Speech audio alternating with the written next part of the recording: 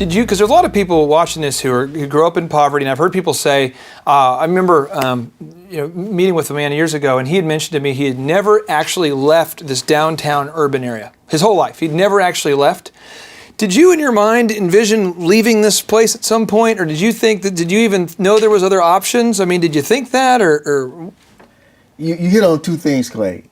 There are those people today, young people, adults, whomever, who feel that they are absolutely stuck in time. They're held captive by culture and geography, and they can't move beyond that. I was very fortunate. The culture surrounded me. It was there for generations. Yeah. The geography surrounded me, the Mississippi Delta and the cotton fields.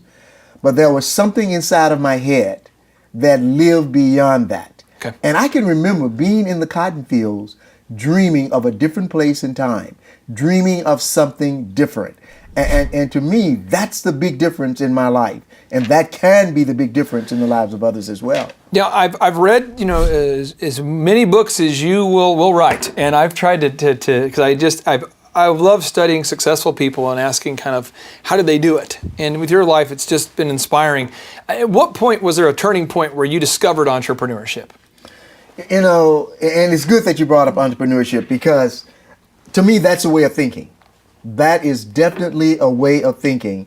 And there were those people around me who, even though there were limitations, there were a few people in that community that lived their lives slightly differently. There was one guy named Mr. Walter. He owned his own little business, and that was taking us to the field. Okay. I mean, I often think about that. He made his living taking us to the field. So one day he just decided, I'm going to take you guys to the field, and I'm going to... Well, he knew someone had to do it. Okay. So he said, I'll take everybody to the field, and I'll get paid for that. Yeah. But what I saw, there was something about his countenance, there was something about the way he handled himself that always made me think, wait a minute.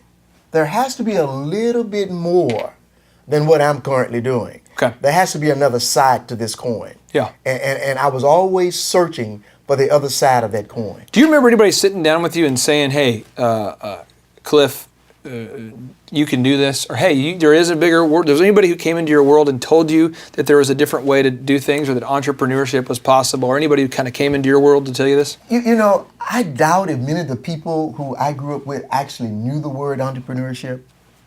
They called it gumption in their world. Okay. They said, you gotta have gumption.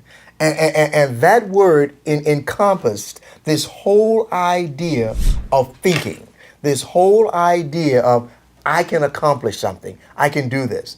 And I can remember education was a main thing to them. Yeah. And so get an education. You heard that, get an education. I heard that constantly. Okay. Get an education. Because they saw that as the highway beyond the fields of the Mississippi Delta. Okay. So they would sit with us, they would talk with us, and we would be left with the idea that, wait a minute, in spite of everything that I see around me, there's still something that I can do that can change the situation. And to me, that was the greatest lesson I got. So how old were you when you decided, okay, I'm leaving the cotton field, I'm going to do something different? How old were you when you left? I was about 16 and a half. Almost 17. So you're 16 and a half, 17. Yeah. What was your plan? The plan was to be successful. Okay. And I think that, to me, has to be the foundational part. Why do I want to do something else? Why do I want to do this? I wanted to be successful. I had no idea what success could look like. I had no idea how it would show up. I just knew that it had to be different than what I was currently doing. Did you define success as having enough money to afford air conditioning, or having enough money to buy a house, or having enough money to, how did you define success? Did you have any idea when you're sick? If you can kind of go back to that 17-year-old, 17-year-old mind, did you say, man, I want to do this?